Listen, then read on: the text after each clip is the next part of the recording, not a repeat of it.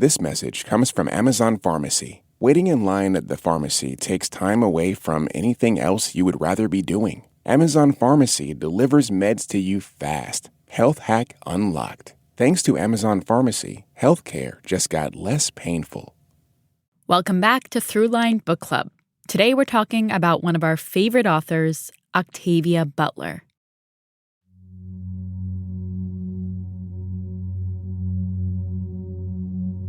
Does it ever seem to you that there are people among us who hold up the sky and make the rivers flow? People who are just like other people, just like the rest of us, only different? They're the structural beams in the house we all share, the house that has a sky for a roof. And usually they don't want to call attention to themselves. They just want to be who they are, do what they do with as little interference as possible. Octavia comes to my mind as first among that group of people. In her books, she showed us the horrors and the great good that humans can create. And the choices that she made in her books and in her life always gave us new ways of seeing. She was a beacon of hope. Sometimes even when she wasn't trying. These novels are not prophetic. These novels are cautionary tales. These novels are, if we are not careful, if we carry on as we have been, this is what we might wind up with. You have to think about what kind of world you want to live in. And I don't think there's a person alive who would want to live in the world that I've written about. But we can arrange it. The problems that I write about are problems that we can do something about. That's why I write about them. All that you touch, you change. You're listening to Throughline from NPR. All that you change changes you. Where we go back in time. The only lasting truth is change. To understand the present. God is change. Today, Octavia Butler's world. All that you touch, you change. All that you change changes you. The only lasting truth is change. God is change. I found myself over the years returning to this quote over and over. It helps me so much when change comes and it's unexpected, and especially when change comes and it's undesired.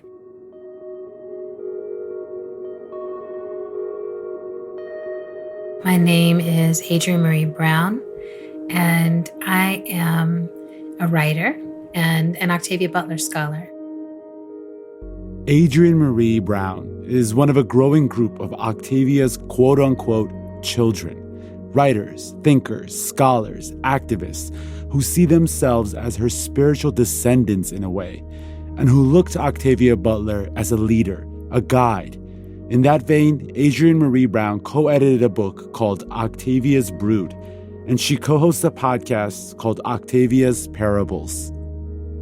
I am actually so enthralled with Butler's thinking that I have a tattoo that runs down my left arm, starts up on my shoulder, and it's just my own handwriting. I wrote out this quote. That quote, all that you touch, you change. All that you change changes you. The only lasting truth is change. God is change. These lines appear in Octavia Butler's dystopian and some would say prophetic novel, Parable of the Sower. They also appear on Adrienne's arm. How do I affect change in ways that allow for change to touch me and help me to improve, help me to become more human, and more human? Much of Adrienne's work, ink, and worldview is inspired by Octavia Butler, the science fiction author who wrote what Adrienne calls visionary fiction. Visionary fiction writing is a practice we can use to imagine and prepare for the future together, to generate the ideas that we want to see more of in the world. She gives us the practice, and then she gives us case study after case study after case study of our imaginary futures and how we will behave. Her case studies being her many novels. Novels like Kindred, a story about a young Black woman living in California in the 1970s who's pulled back in time to antebellum Maryland and forced to reckon with a life of slavery. Or Wild Seed, a story about two African immortals who can shapeshift and travel across centuries and continents. And then there's Parable of the Sower, the story of a young woman trying to survive in a post-apocalyptic world set in the near future, which happens to now be, well, our present. The approach that she used of looking at the world around her and projecting into the future, what happens if this state continues? What happens if we don't address the things that matter? What happens if we don't turn our attention to the climate crisis? What happens if we don't really, really contend with our comfort, with inequality, with hierarchy? What happens?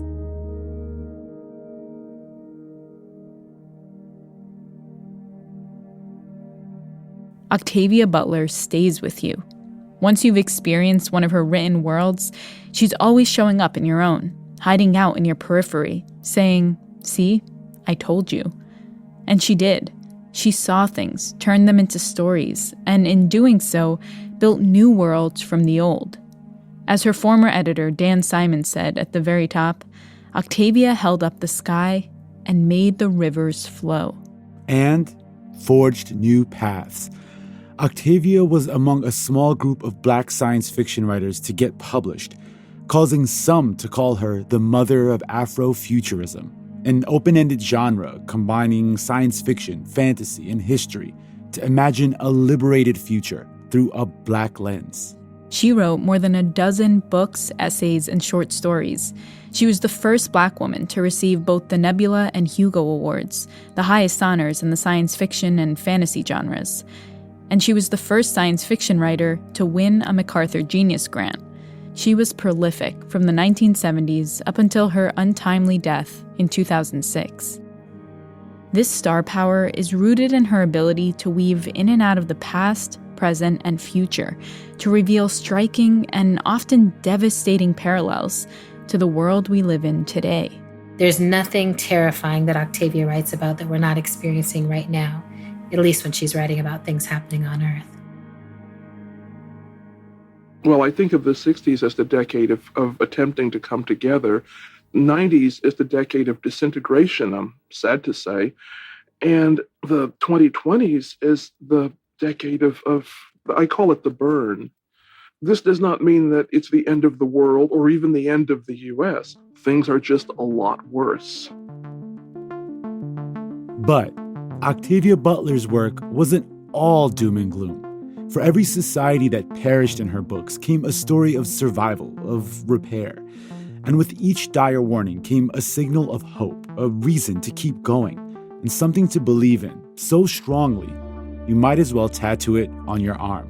In turn, she gave us a new kind of science fiction, not only for being one of the first writers to use history to talk about the future, and not only for being one of the first Black women to do it, but for writing herself in. I made up my own stories to put myself in them. Today on the show, we dive into the mind of Octavia Butler, how she used the past to predict the future, and why her insights might be more relevant than ever. Producer Lane Kaplan-Levinson takes it from here after the break.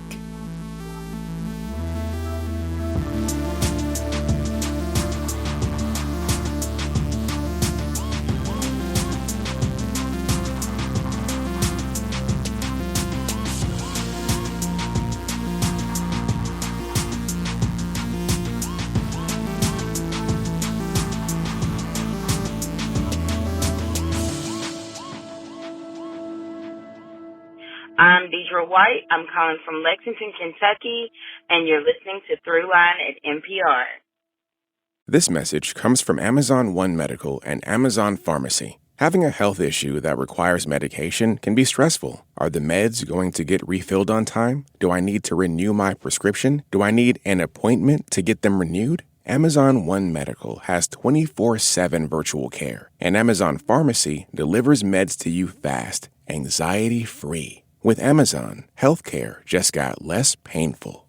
This message comes from LinkedIn, who knows how even one hiring nightmare can ruin your small business dreams. That's why LinkedIn Jobs' new AI assistant uses insights from over 1 billion professionals to create a personalized shortlist of the best applicants, and even finds candidates you would have otherwise missed, so you can hire right the first time. Start hiring with LinkedIn and post your job for free today at linkedin.com/NPR.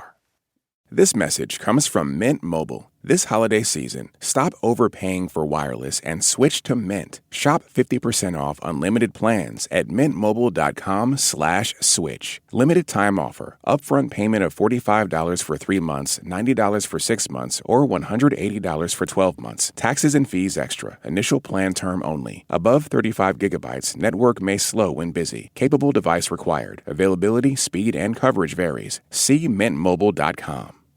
This message comes from Instacart. Did you see the game last night? Of course you did, because you used Instacart to do your grocery restock. Plus, you got snacks for the game, all without missing a single play. And that's multitasking. So Instacart isn't saying it's a hack for game day, but it might be the ultimate play this football season. Enjoy $0 delivery fees on your first 3 orders. Service fees apply. Valid on 3 orders within 14 days. Excludes restaurants. Instacart. We're here.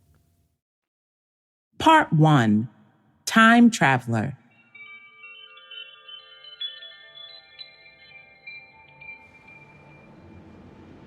I felt sweat on my face, mingling with silent tears of frustration and anger.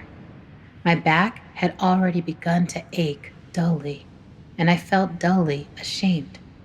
Slavery was a long, slow process of dulling.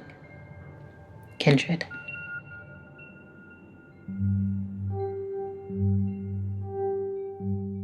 I'm an only child, and I had no idea how to get along with other children. And also, I was a strange kid who'd learned to stay by herself and make things up. Do you get along better with people now? I can fake it. Octavia E. Butler was a loner. She had a really interesting solitary existence as an only child. She spent a lot of time alone. She was super, super shy, very introverted. She was tall, she was awkward, she was quiet. And she was very, very poor. Her mom would have to decide, what kind of shoes she would buy her child. She, one time, I think, bought her church shoes, and she would have to wear her church shoes all the time. So she was, I think, kind of traumatized by that poverty. My name is Ayanna Jameson. I am the founder and director of the Octavia E. Butler Legacy Network. I teach ethnic studies at Cal Poly Pomona, and I live in Southern California. And I am an expert in Octavia E. Butler's life, and I work to try to highlight those who are upholding her legacy. Octavia Butler was also from Southern California. She was born in Pasadena in 1947. Her own family migrated from Louisiana to California in 1930. These were people who survived the Depression, who went hungry because of the Depression, who left Louisiana and came to California and lived on very little because of the Depression. Her father passed away when she was a toddler. Her mother was a maid. And so she said she saw her mother going into back doors or people talking about her as if she weren't there, and that it really made an impression on her. She cleaned houses most of her life, and she said, unless you want to be what I am, you'd better get that education. And I would take a look at her life and dive back in. Ayanna and Octavia were born a generation apart, but have similar backgrounds. My mom's the same age as Ruby Bridges. And there was segregated schools in California much later than Brown versus Board of Education. And that's the California that my grandparents came to. And this is the California that Octavia grew up in. And so when Ayanna discovered Octavia while in grad school, she had the experience of reading things she'd never read before, things that had to do with her. Octavia's books felt way more relevant than what she was being assigned in school. Freud, Jung, or, as Ayanna puts it, old dead white men. It was like putting those authors to be the epitome of what's universal. And I really chafed at that. And I really felt that it didn't reflect my experience. And it was a really false dichotomy. I was like, okay, I need to read something by someone who includes me in their understanding of universal. I need to read something that helps to soothe all of the trauma that I'm experiencing. Some of that trauma was coming from Ayana's day job she had at the same time she was getting her degree, working in a middle school. Like, I was just a long-term substitute teacher, but like students were bringing weapons to my class. Students' brothers were gunned down by police, and then they came to school the next day. And so I was dealing with things that were like way above my pay grade. So where did she go to decompress? Borders. This is how old I am. I'm Borders years old. Like, I used to go on dates in Borders, and there was the bargain section. I know. You're laughing, but you know that it is a thing. Yes. I mean, I weep when I pass by the one in Old Town Pasadena. So, in any case, I picked up this book, and I ended up reading one of her short stories, and I was like, wow, this woman is really brilliant. That story really stayed with me. And led her down the Octavia rabbit hole. The more of Octavia's fiction she read, the more she could apply to her life, her reality. I used her books like even more than I was using the things I learned in psychology in order to just help my students get by. And I grew up in the same neighborhood as them, and I walked the same streets. I was, street harassed in the same ways. So a lot of my own trauma got ignited, right? I was like time traveling. Like, this is the definition of Afrofuturism. I feel like I was a teacher with teachers I had been taught by, but I was an adult. And so I was like myself as a 12-year-old, myself as a 20-something, and myself like reliving my trauma and realizing that I was there on that campus trying to go back and save myself. And I feel like when I started learning more about Octavia's life, her books are also about saving herself and transforming herself and healing herself and the world at the same time. And that's like what really snatched me into this work. And it's taken over my entire life in the best possible way.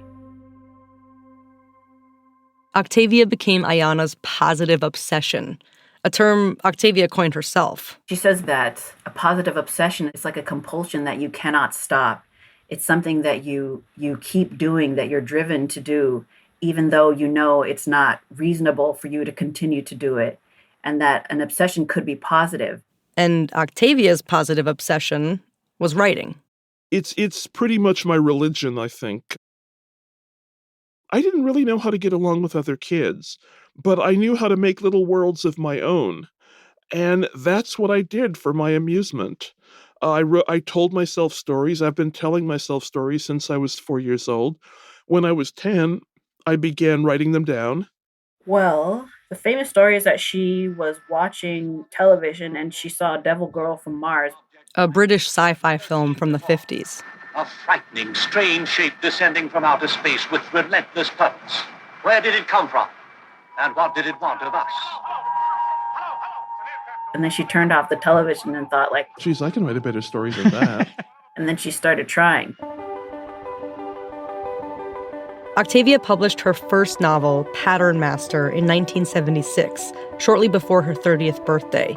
It takes place in the distant future and involves telepaths, human mutation, and an alien pandemic. She sold the first book pretty quickly, and it got good press, albeit some of it condescending. Well, you're a hell of a writer, kiddo. There are not many people. But that foolery didn't stop her. Pattern Master was the first book in her 5-part Patternist series, and she quickly pumped out the second and third volumes. But then, in 1979, she broke from the series to write something incredibly different. So different that publishers didn't know what to do with it. When I tried to sell Kindred, that really gave me trouble because nobody wanted to buy it.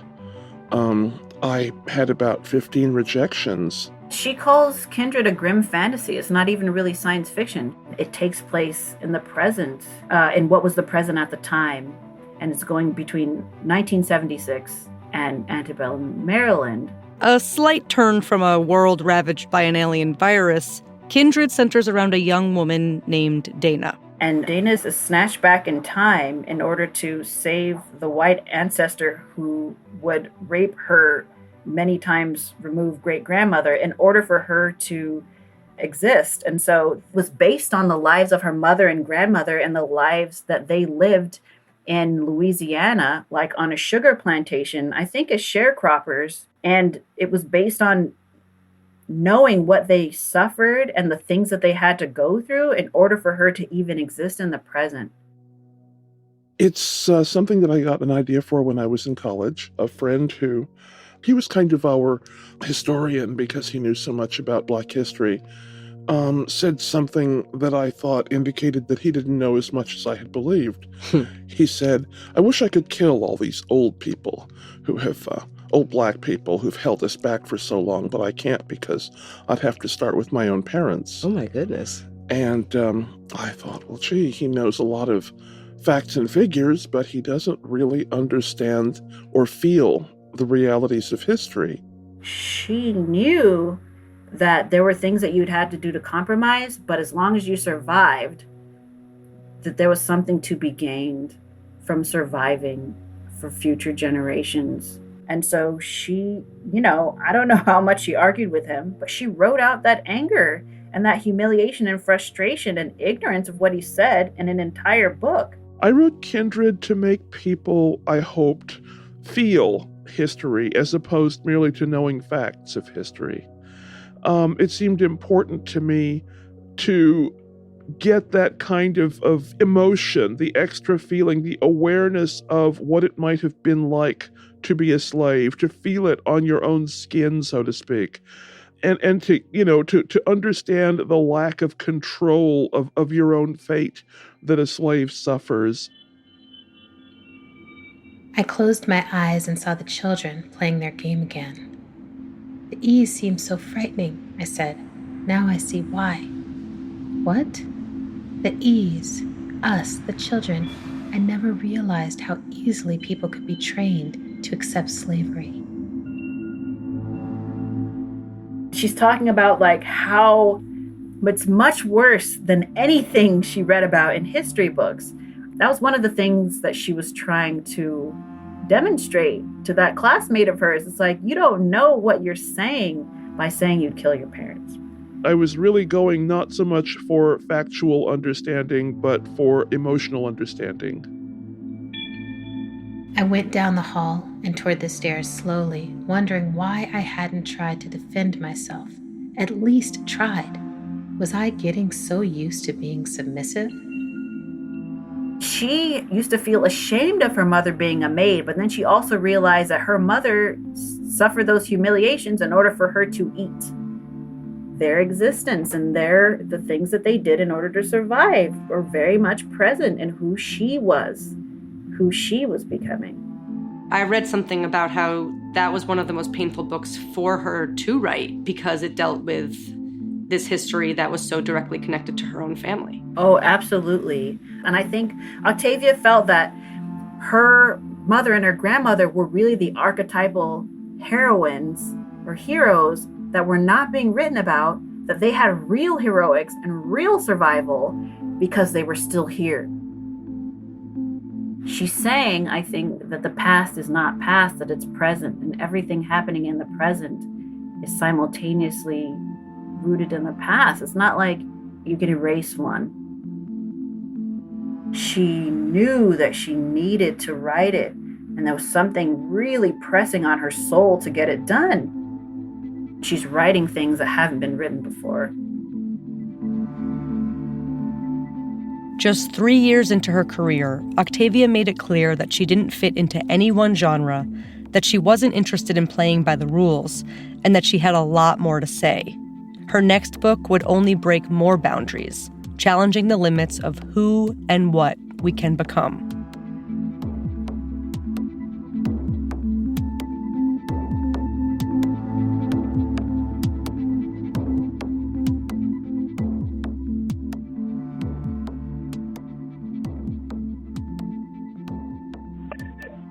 Hi, This is Tony in Montreux, Switzerland. Thanks for helping me understand the present by opening my eyes to the past. This message comes from Whole Foods Market. Build the perfect holiday meal at Whole Foods Market. From traditional holiday must-haves to creative twists, everything must pass their strict ingredient standards. Grab sales on their impressive centerpiece mains with no antibiotics ever. Aim to please with limited-time desserts like chocolate bourbon pecan pie. And ring in 2026 with sales on quality seafood. Shop for your celebration at Whole Foods Market with so many ways to save. Terms apply. This message comes from Jerry. Many people are overpaying on car insurance. Why? Switching providers can be a pain. Jerry helps make the process painless. Jerry is the only app that compares rates from over 50 insurers in minutes and helps you switch fast with no spam calls or hidden fees. Drivers who save with Jerry could save over $1,300 a year. Before you renew your car insurance policy, download the Jerry app or head to jerry.ai/NPR. Part 2, Shapeshifter.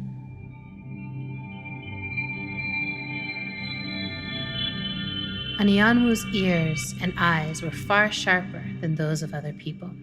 She had increased their sensitivity deliberately after the first time men came stalking her, their machetes ready, their intentions clear. She had had to kill 7 times on that terrible day, 7 frightened men who could have been spared, and she had nearly died herself, all because she let people come upon her unnoticed. Never again. Wild Seed.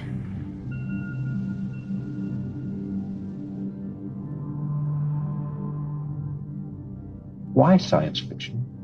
Because there are no closed doors, no walls. You can look at, examine, play with anything. Absolutely anything. That is, if you could get in the door in the first place. Octavia was trying to break onto the scene in the 1970s, when most sci-fi writers were cold, white, and male, to put it bluntly.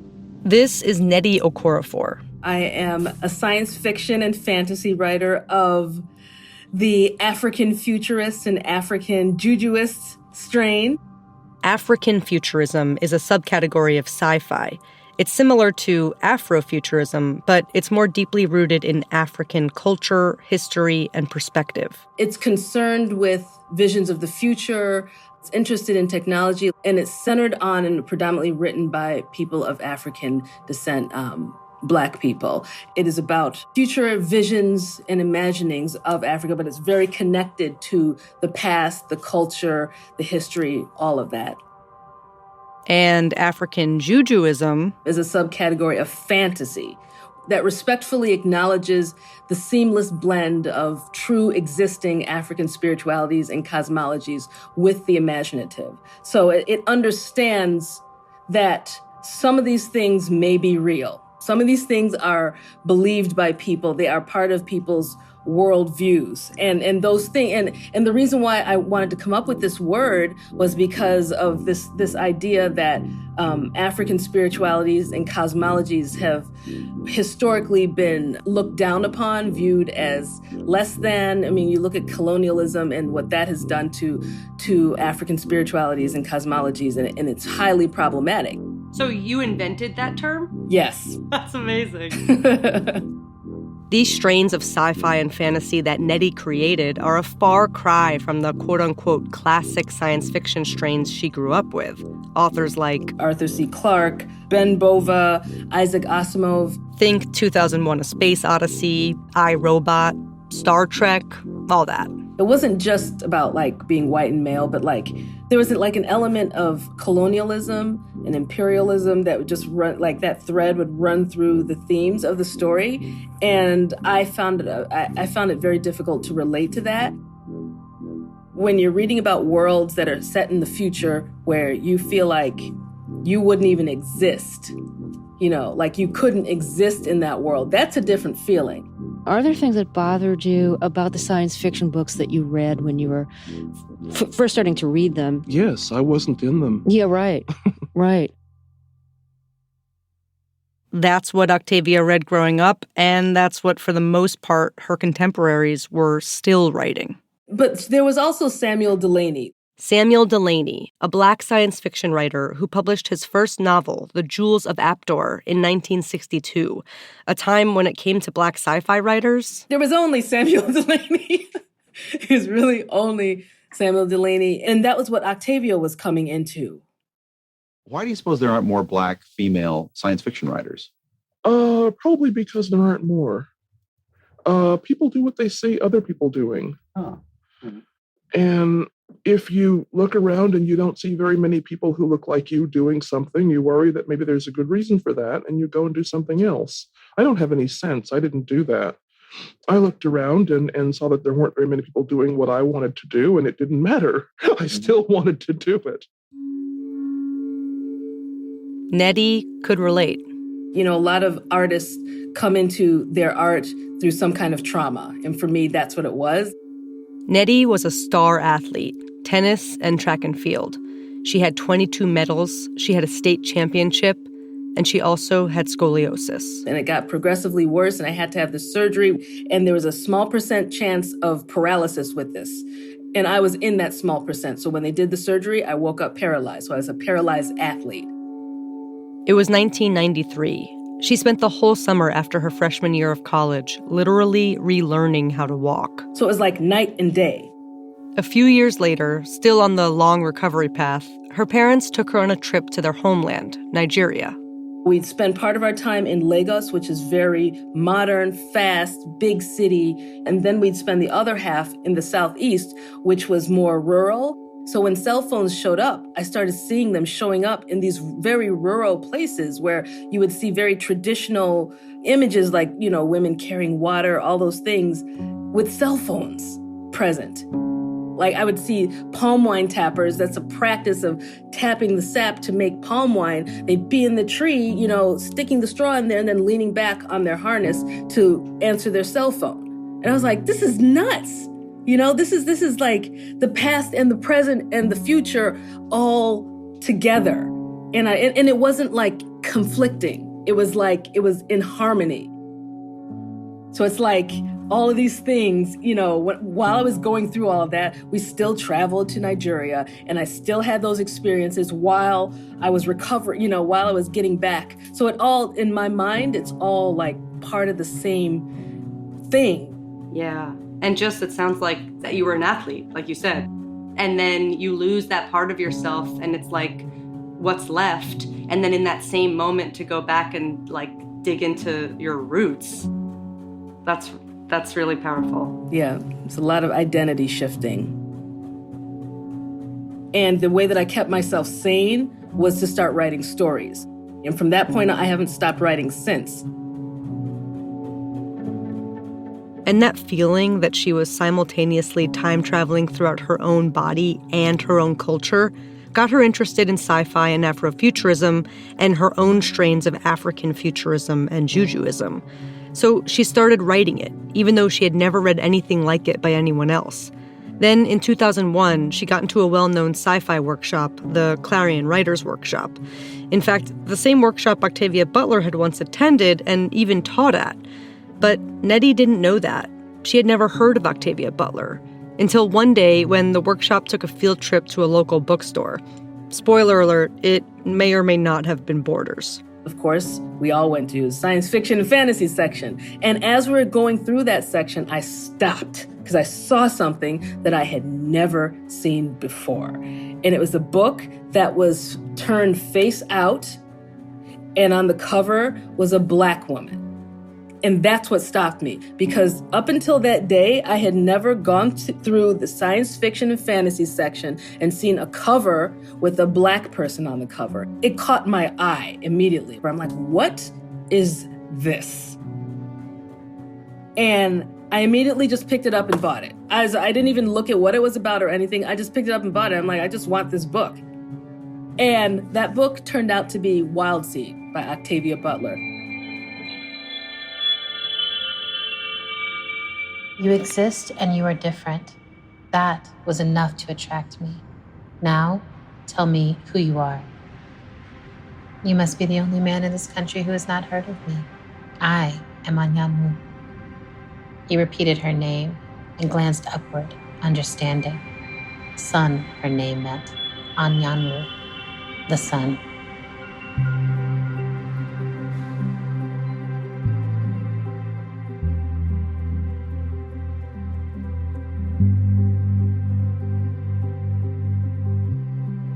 And so that night, I opened it up and read it. I started reading, and my mind was even blown even further, because it was like suddenly I'm reading this book and I see the name Anyanwu, and I know what Anyanwu means. I know how to pronounce Anyanwu. It's an Igbo name. It means the eye of the sun, and I'm Igbo. One of Nigeria's indigenous groups. And so this was about an Igbo woman in pre-colonial Nigeria, before it was Nigeria, who doesn't die, who is immortal, has these mystical abilities, moves through the transatlantic slave trade, like a middle passage to the United States, while she's alive. You know, and this is a character who carries who she is all the way across the timeline. And I'm like, what? This was a book that I picked up in the science fiction and fantasy section with an Igbo woman's name in it. And it's the beginning of the book. I was like, oh my God. Like that feeling, I had never experienced it before. I've been waiting to read something like that for how long? It was cathartic to me. It was just being at that moment in my writing career where I'm just trying to figure out. It's not even trying to figure out. I knew what I was. I knew what it is that I was writing. I knew it. I just needed something. I needed something. And discovering Octavia in that moment was exactly what I needed. Nettie was excited. So what did she do with all that excitement after finding her new favorite author? She called her. The first thing I thought was, oh, if she taught here, then I could talk to her. So I went to the organizers of Clarion and was like, can I talk to Octavia? And next thing you know, I was on the phone with Octavia. And she basically blacked out. I don't even remember what we talked about. I just remember thinking, what am I doing? Like, I'm talking to Octavia. I don't remember anything I said. I remember, though, the impact. Like hearing her voice, I'm like, oh, this is a powerful person. That was it. Her voice was low and like commanding, but she's not commanding.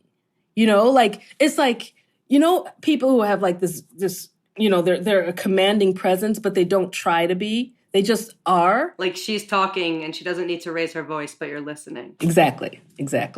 I think I had more fun writing Wild Seed than I had writing anything else. And I think it was partly because I was so relieved to have written Kindred. Wild Seed was the next book Octavia wrote after Kindred, as a return to her Patternist series and, in some ways, as a gift to herself. Is about these immortal Africans who end up coming to the New World, and they have these different qualities and abilities that are really out of this world. The two immortals are named Anyanwu and Doro. Anyanwu is a scientist who can control her own body and heal herself and heal other people. She controls her fertility. She creates medicines in her body to inject into other people, and who can literally change shape into any other living thing. It's so hot. She could remember being bullied as a female animal, being pursued by persistent males, but only in her true woman shape could she remember being seriously hurt by males, men. Swimming with the dolphins was like being with another people, a friendly people. No slavers with brands and chains here. She can transform into a bird and fly, or into a dolphin and swim, or into another person. She can transform her body into the body of a male person. And she can experience desire and love and sex in whatever kind of gender, as whatever race, but still always defaults back to her Black woman self. her African woman self, Anyanwu. And then there's Doro. Doro is a mad scientist. He's breeding certain kinds of people together because he wants to basically generate children who won't die. And this is something Anyanwu wants, and they end up sort of being a couple, but they're adversaries. She's always trying to create family and home and community and nurture the people around her, and he's always trying to control them and manipulate them and push them and threaten them. And she will not stand for that. So Octavia has split these very distinct parts of a whole. Oh, no. I don't write about good and evil with this enormous dichotomy. I write about people. I write about people doing the kinds of things that people do. And I mean, I think even the worst of us doesn't just set out to be evil. So when you're reading it, you're like, oh, but it's so appealing to be able to have the ultimate control over people and intimidate them into doing what you want. It's so complicated. It's not like good guys and bad guys. She really rejects binaries in so many ways. People set out to get something. They set out to defend themselves from something.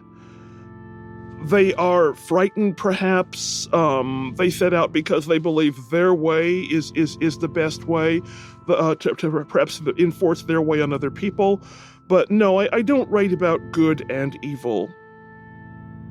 She was definitely talking about gender. I think she was definitely talking about structures of sex and gender and complicating them and asking, what is it to be male? What is it to be female? Are some of those definitions a little rigid?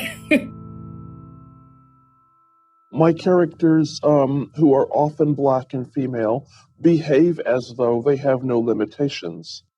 She rejected racial inferiority or gender norms that would have restricted her, that didn't fit whatever the so-called universal or like what the dominant culture was doing. The whole story kind of gets you to really question a lot of our assumptions about gender, about identity, about sex, about hierarchy. Remember, Wild Seed was written in 1980. So ideas around gender fluidity and queer sex were far from mainstream. This was bold stuff. And if you read it and you dug it, you probably started thinking about the world in new ways, thinking about yourself in new ways. You end up being in the mind and the bodies of those characters, and you experience change, transformation, and healing from the inside because that's what Anyanwu is doing. And so she got to explore that in her writing. It wasn't just Wild Seed. It's like almost all of her works had this ability to leave you changed. You know, you read it and you're like, okay, I don't think the same way that I thought before. And like for me, I needed that process, especially in my late 20s. There were just issues that I was interested in, but I didn't have the tools to unpack them and properly interrogate them. I did not have the tools. And Octavia Butler gave me those tools in so many ways to interrogate those things and in a comfortable way because it was through literature. And so I didn't have to like talk to anybody. It was like the book and I talking together and then me just having my crisis by myself, you know? And yeah, her work did that. I would walk away from almost every single one of her novels and short stories just changed. And there's another reason. It comes from another conversation Nettie had with Octavia years after that first time that she called her up all starry-eyed. In this conversation, she wanted to know what it was like for Octavia to write about the Igbo people in Nigeria. She said that she didn't want to spend too much time there because she had never been to Nigeria and she didn't feel like she knew the culture well enough. And so now, flash forward years later where I'm adapting it, I can remember that conversation and how she said she'd wish she could have delved deeper into all of that, but she just didn't feel like she could. And so now while we're adapting it, I'm just like, okay, well, let's do that. That's incredible. It was like this moment of giving you her blessing, essentially, to to expand upon something where she knew her own limitations. Yeah, that's a good feeling. It's a good feeling. Wild Seed doesn't pigeonhole itself by making absolute claims. Instead, it gets you to question things that society pigeonholes and puts as binaries: man and woman, good and evil, darkness and light. But the darkness is really dark, and it goes there. It goes where it needs to go, but there's joy and there's hope as well, which is that balance is really important. A balance Octavia wrestled with in her own work and in her own life. I don't know how we're going to end up. Well, the odd thing about my books is, even though there is a lot of pessimism and bad feeling, there is always hope at the end.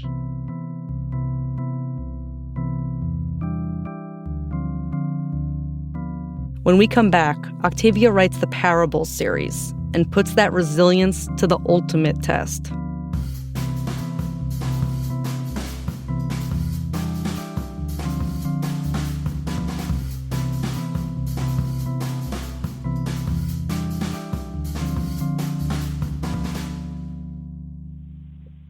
Hi, my name's Matt Pope from Brighton in England, and you're listening to Throughline on NPR. This message comes from BetterHelp. President Fernando Madeira shares BetterHelp's commitment to expanding access to therapy.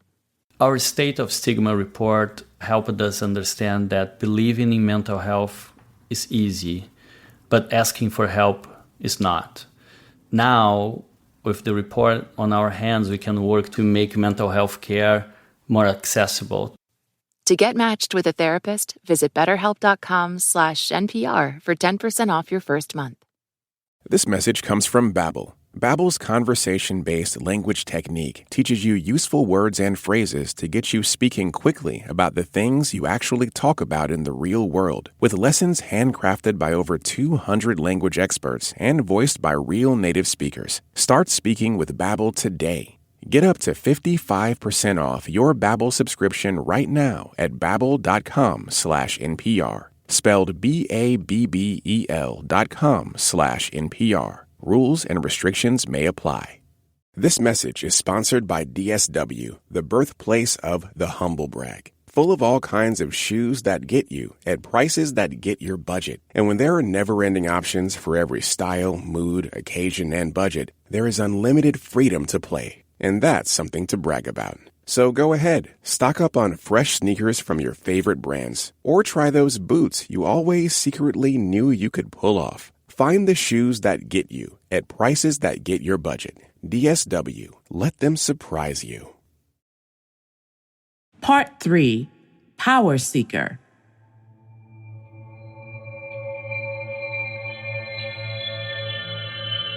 All struggles are essentially power struggles. Who will rule? Who will lead?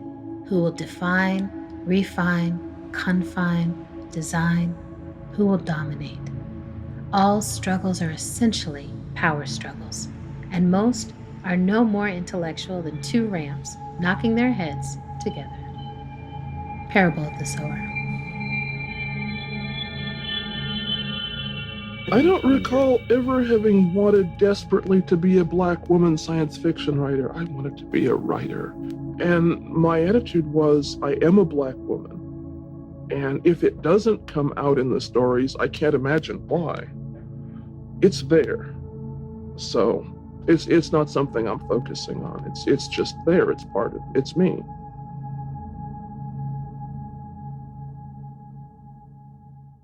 By the early 1990s, Octavia Butler had cemented a place for herself in the white, straight dude-dominated genre. She had received both Hugo and Nebula Awards, the highest honors in the sci-fi and fantasy world. But she was resistant to the labels that were starting to stick. Labels bore the heck out of me. I realized that if I wrote a biography of my mother, somebody would put the word science fiction on it, or at least put it in that section of the store.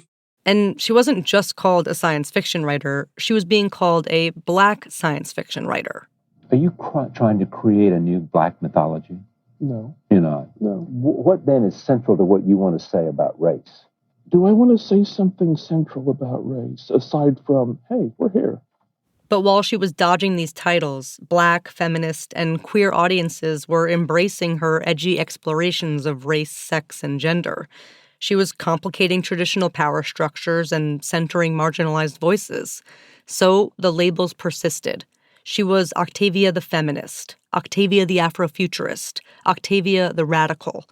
And then her newest book brought her a whole new reputation on a whole nother level. Octavia the Prophet. All that you touch, you change. All that you change, changes you. The only lasting truth is change. God is change. Earthseed, the Book of the Living, verse 1, Parable of the Sower.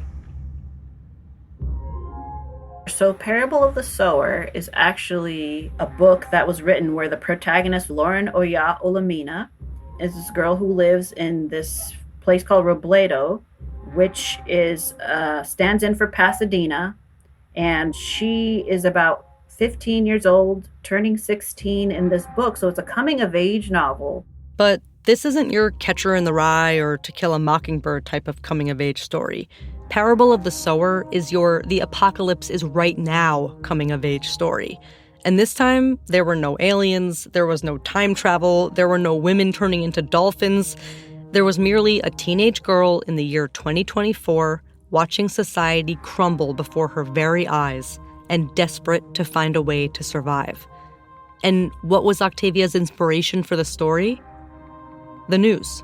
Welfare is another of our major problems. We're a humane and a generous Octavia lived in people, California for most of her life and had watched the state's political course lean more and more conservative. In the 70s, when she was starting her career, Ronald Reagan was governor. We accept without reservation our obligation to help the disabled, the aged. A man who, even before he was president, was pretty open about being against the idea of people funding the government, aka taxes, and government funding the people. But we are not going to perpetuate poverty by substituting a permanent dole for a paycheck. Reagan would go on to become president in 1981 and repeated his famous campaign slogan when he accepted the nomination as the Republican candidate. For those who've abandoned hope, we'll restore hope and we'll welcome them into a great national crusade to make America great again. Which, by the way, is also the slogan of the president in the Parable series. Behind her typewriter, Octavia was paying close attention to where the country was headed and what the government was and wasn't willing to pay for. We were getting to that point where we were thinking more about the building of prisons than of schools and libraries. This was around the time when Prop 187 passed, a California law that Octavia later called fantastically stupid. That was going through the legislature to bar undocumented folks from accessing healthcare and education. It was an effort to save taxpayer dollars by denying public services to undocumented immigrants. This fall, we can send a message to Washington to stop illegal immigration by passing Proposition 187, the SOS Initiative. SOS, the Save Our State Initiative. She said, you want a bunch of uneducated sick people who can't go to the emergency room because they're undocumented? And she's like, okay, let's extrapolate from there. What happens when another group in society gets cut off? And then another group, and another.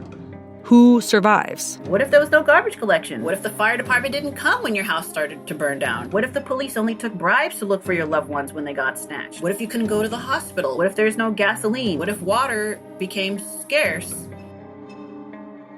She showed the way of using the news and current events and meticulous research and coming up with something that's so-called fictional, but apocalypse has already happened to someone in this timeline.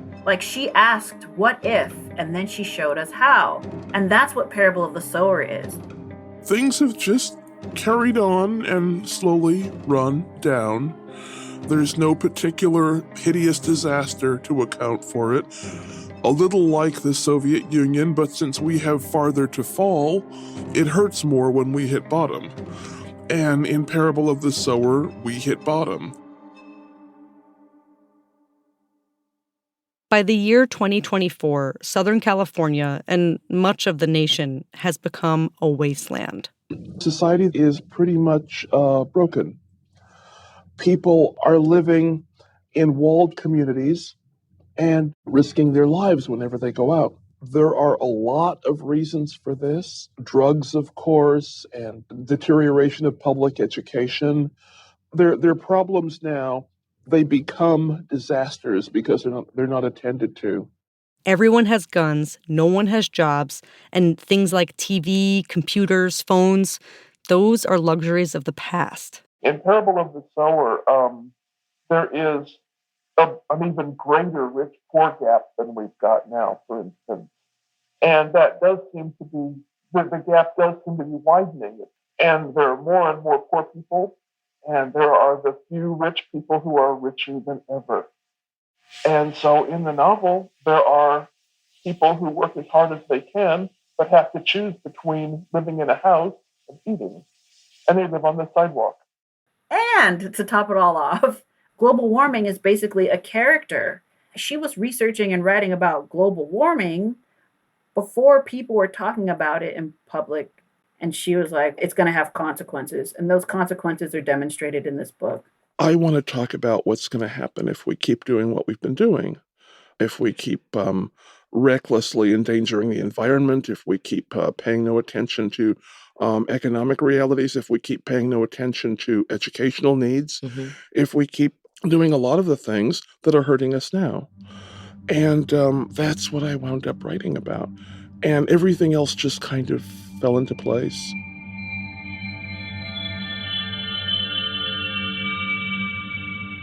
People are setting fires to get rid of whomever they dislike, from personal enemies to anyone who looks or sounds foreign or racially different.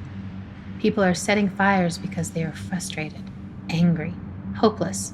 They have no power to improve their lives, but they have the power to make others even more miserable. And the only way to prove to yourself that you have power is to use it. According to Octavia, all of these issues, all of these ignorances, came from one fundamental human paradox. That human beings are intelligent, but also that they are hierarchical, and that their hierarchical tendencies are a lot older than their intelligence, and the hierarchical tendencies are sometimes in charge. We do seem sometimes much more interested in one-upping each other, one-upping one country over the other, than in doing ourselves some long-term good. In other words, it's all about power.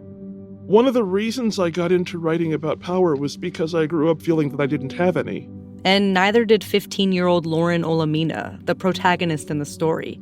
But she quickly realized that no one in power was going to protect her. If she was going to survive, she'd have to step into her own. Parable of the Sower was difficult because I didn't much like my character originally, because she had to be a power seeker. I had gotten the idea from some of the politicians I'd run across that people who wanted power should perhaps not have it. Couldn't really be trusted with it. And I had a character here who wanted power. And I had to bring myself to realize that power, like money, like education, like technology, like any number of other things, is just a tool. And what you do with it is what matters. Octavia's character, Lauren, knew that because she needed power, she needed people.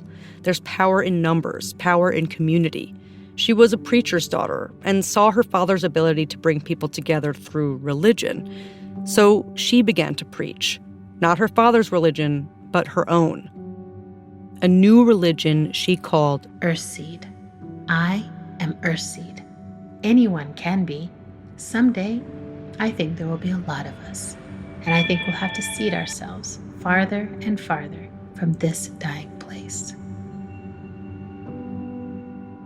Earthseed is based on the idea that to survive in a changing, uncertain world, you need to be able to adapt.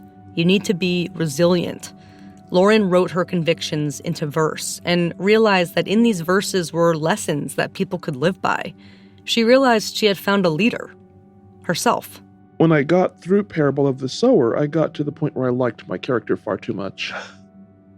Lauren Olamina became the first power seeker Butler could finally trust, and others did too. She slowly grew a following of people willing to join her in the pursuit for a new life, a new beginning.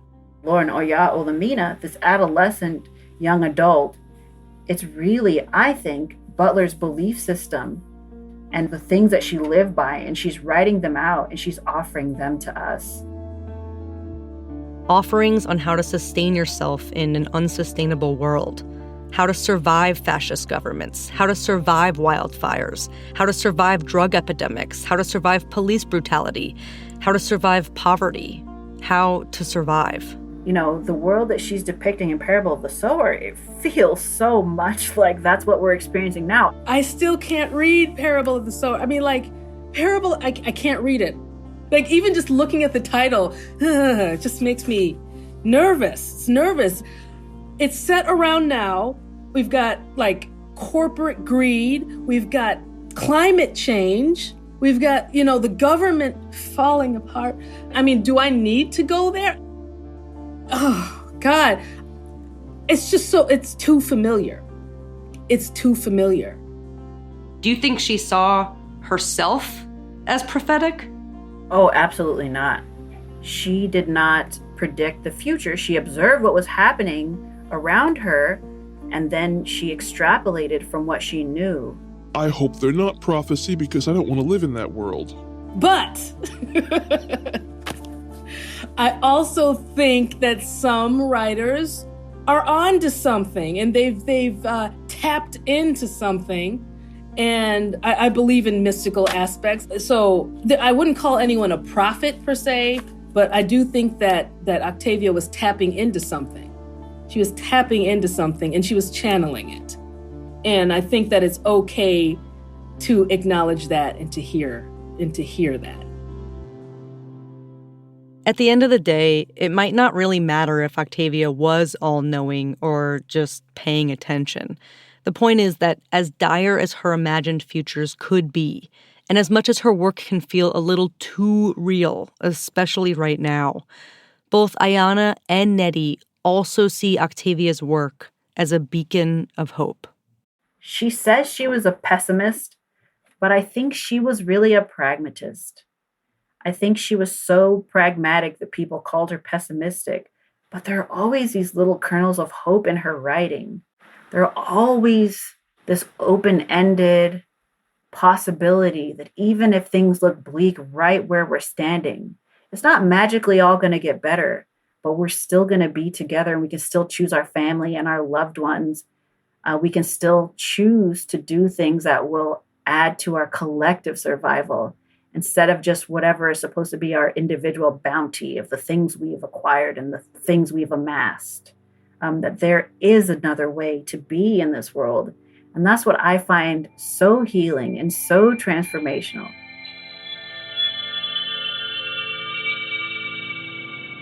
The world is full of painful stories. Sometimes it seems as though there aren't any other kind. And yet, I found myself thinking how beautiful that glint of water was through the trees.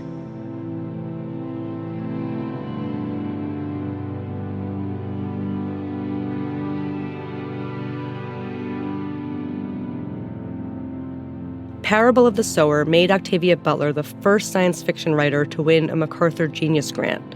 A decade later, while working on her third novel for the Parable series, she fell outside her home and died.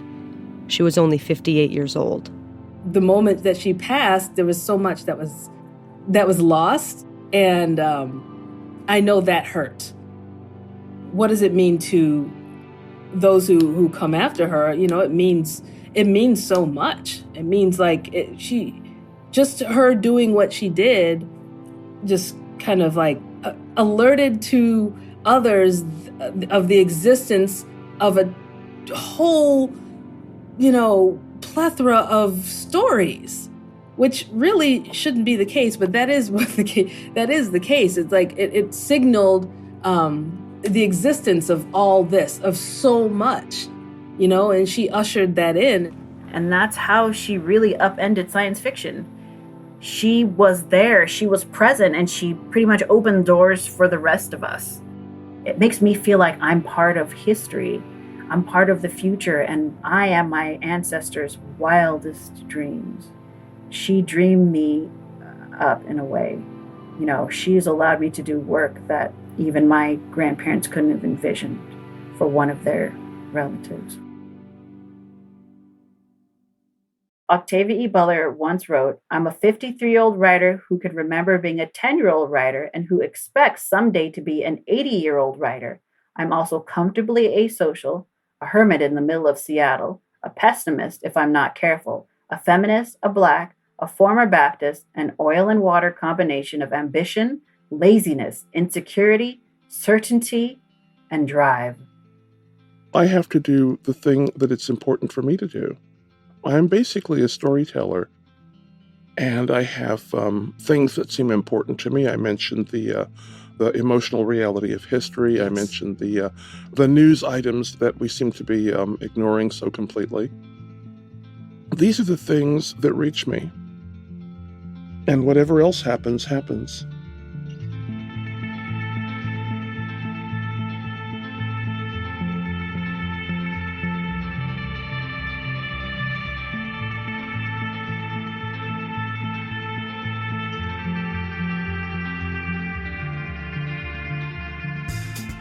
That's it for this week's show.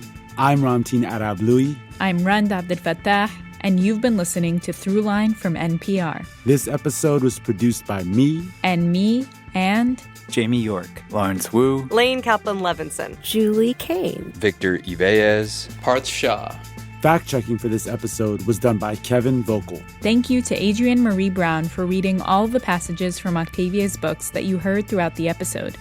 Adrienne has 2 podcasts, Octavia's Parables, which she co-hosts with Toshi Reagan, and How to Survive the End of the World, which she co-hosts with her sister Autumn. Check them out. Thanks to WHYY's Fresh Air with Terry Gross for the use of the interview with Octavia Butler. Thanks also to Nisi Shaw and Steve Barnes, both sci-fi writers and friends of Octavia's, who shared their insights and memories with us that helped shape this episode. And thanks also to Beth Donovan, Yolanda Sanguini, and Anya Grunman. Our music was composed by Ramtin and his band Drop Electric, which includes Naveed Marvi, Sho Fujiwara, Anya Mizani. As always, if you have an idea or like something you heard on the show, email us at throughline@npr.org. Thanks for listening.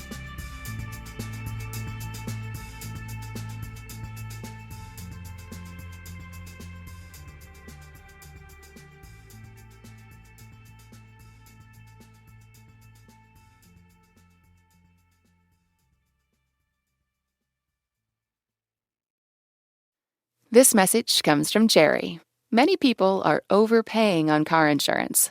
Why? Switching providers can be a pain. Jerry helps make the process painless. Jerry is the only app that compares rates from over 50 insurers in minutes and helps you switch fast with no spam calls or hidden fees. Drivers who save with Jerry could save over $1,300 a year. Before you renew your car insurance policy, download the Jerry app or head to jerry.ai/NPR. This message comes from NPR sponsor Capella University. Interested in a quality online education? Capella is accredited by the Higher Learning Commission. A different future is closer than you think with Capella University. Learn more at capella.edu. This message comes from Allianz Travel Insurance. Is this the year you check a few dream destinations off your bucket list? An All Trips annual travel insurance plan can protect you, your trips, and your peace of mind all year round. Learn more at AllianzTravelinsurance.com.